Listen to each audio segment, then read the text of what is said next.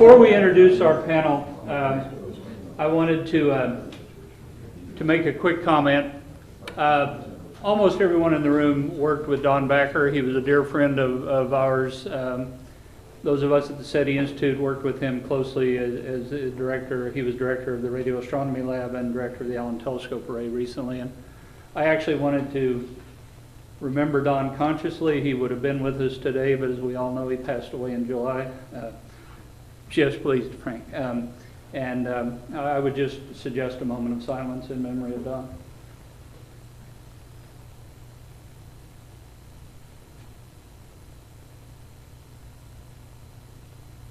Okay, I think we should proceed.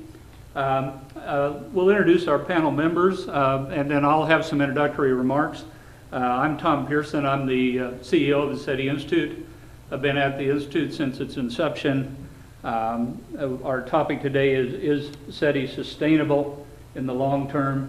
I've had a pretty serious part of my work over the last 25 years has been trying to find money for the SETI work that we do, so I've been working in this sustainability question. I think for the most part we're defining sustainability today in terms of finding money. And I'll let my other panel members introduce themselves. Frank Drake, you know who I am. I'm Andrew Simeon. I'm a graduate student in the astronomy department at UC Berkeley. Well, Horowitz from Harvard, seen me before here, even though I have nothing to add. And I'm Jill Tarter, the director of the Center for SETI Research at the SETI Institute with Tom. Okay, thank you. I think as you see the panel as we have put them together, as this is an interesting group. Frank's been around at least a little while and knows a little bit about the topic, and I'm sure he has some thoughts on its sustainability. Andrew is a brand new PhD candidate arriving on the scene.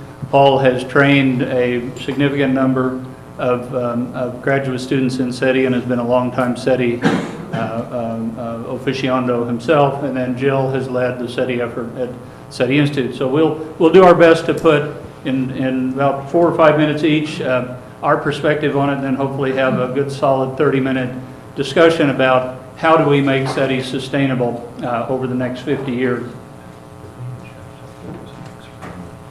These are some interesting numbers, very broad brushstroke. In case you're wondering roughly how many dollars have gone into SETI that are directly identifiable as being such over time. These numbers were assembled by Jill and myself from best data that we have. The NASA SETI program that ran from essentially the 1970s, it began with Project Cyclops and through an R&D phase through the end of its effort on the HRMS was about $77.5 million or $78 million, and there's been a little bit of additional NASA money come through in dribs and drabs of very small grants. Since then, the SETI Institute has raised and applied to the problem about $74 million from private philanthropy and other government sources that we were able to win. The Planetary Society, NSF, very small NSF grants supporting some of the university-based programs and other activities around the world, roughly $26 million as best as we can identify.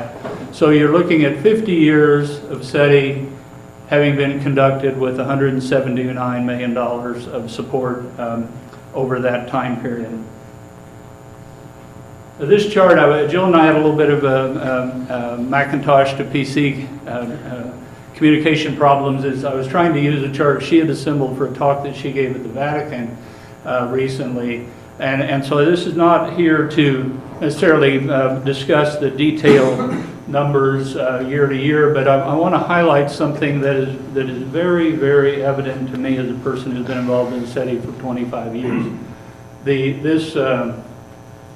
This green effort funded by NASA and NSF down here when Frank did the first Ozma search, and ramping up through here to the end of the NASA program out at about $12 million in the year 1993 and dropping to $3 million closeout dollars in 1994, compliments of dear Senator Bryan.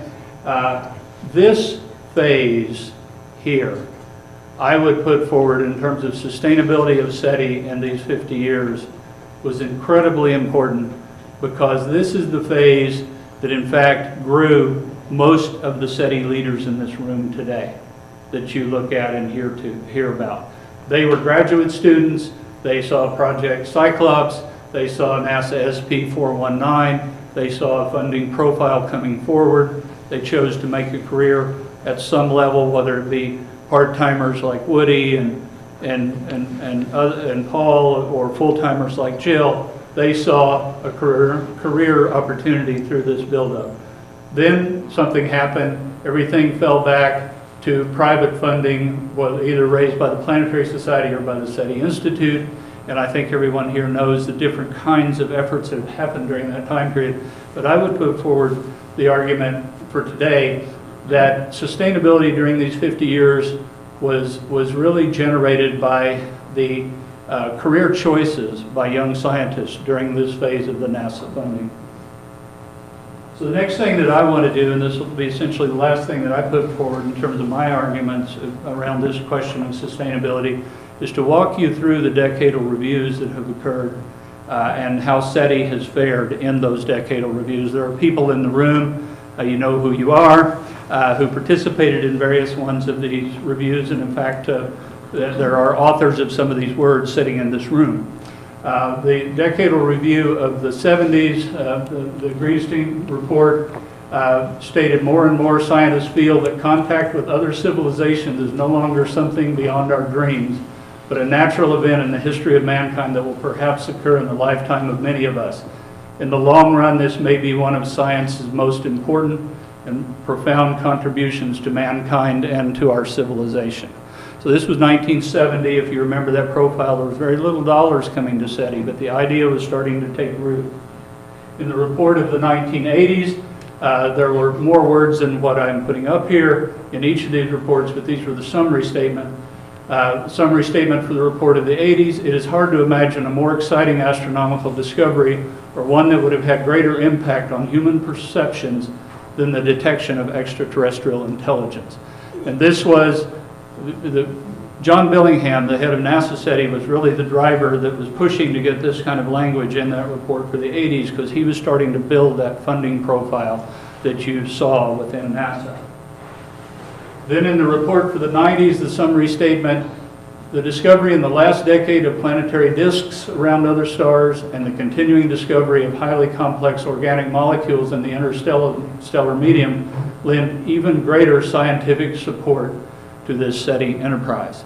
So this was it came out in 91, just prior to the beginning of the NASA HRMS search in 1992. This was essentially the ultimate argument that John Billingham and the whole crew, including people like Ken and others, helped make happen, to emphasize, to bring that story forward within the peer group of the decadal reviews and present a winning argument.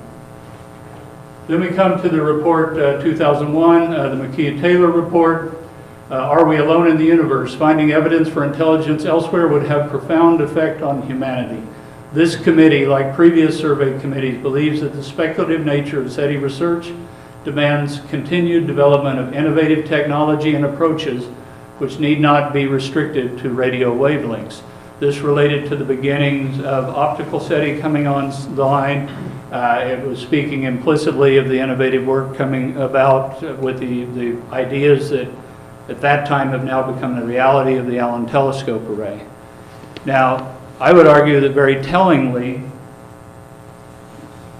the current decadal report says nothing about SETI.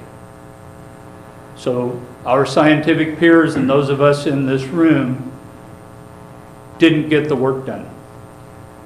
White papers were submitted, but somehow in that process of defining the priorities for astronomy for the next decade, SETI is absent. The word SETI appears once, but it's in the title of our organization, SETI Institute, and it's in relation to a mention about the Allen telescope array and its role in doing radio sky surveys as a precursor to the square kilometer array. There's nothing in the decadal report that just was issued about SETI. I think that is profoundly important. It speaks in a very dangerous way to the sustainability of SETI. I worry about brilliant young people like Andrew who are joining the profession. Can we keep him or not when we have not taken care of business? But it's not hopeless. There is a place where SETI does appear, and you may or may not be aware of this, but in the NASA Astrobiology Roadmap, the currently approved policy for NASA Astrobiology, in Goal 7, the goal which is to determine how to recognize signatures of life on other worlds and on early Earth. This is a direct quote, which says, as more complex biological features eventually evolved and as evidenced by plants and animals, the associated biosignatures became easier to distinguish from the abiotic world. Human technology continues this trend with the added benefit that it might be detected remotely. Thus, although technology is probably much more rare than life in the universe, its associated biosignatures perhaps enjoy a much higher signal-to-noise ratio. Accordingly, current methods should be further developed and novel methods should be identified for detecting electromagnetic radiation or other diagnostic artifacts that indicate remote technological civilizations. You can't find the word SETI in there, but I think you hear the definition of SETI. The problem with this statement is it has, I will say, close to zero, if not zero, impact on the congressional appropriation process or the funding process. This is a NASA statement about the roadmap for astrobiology. Congress doesn't look to that for advice. Congress looks to the peer committee and the efforts coming out of the National Academy and the Research Council and the decadal reviews for its funding priorities. So, on Monday, Wes said, in a very friendly way, and I'm not picking on you in any way here, Wes, because I think what you said is what most of the community says. He said it is generally assumed that the SETI folks are continuing to do their work and will be there following up on potential planets resulting from Kepler and future planet detection missions. Very fair assumption on your part, because you know we're there trying to do our work. But I would ask, especially as a guy trying to find the money that we are able to acquire at SETI Institute, is this true and for how long? And why is it that everyone who's doing it is gray-haired? And why don't we see young people coming into the profession to help? Will it die off soon? Is it sustainable? These are very key questions. And most importantly, to this group and what we can say to the world going forward, what should be done to help assure a sustainable SETI effort over the next 50 years, refreshed by the best and brightest young talent?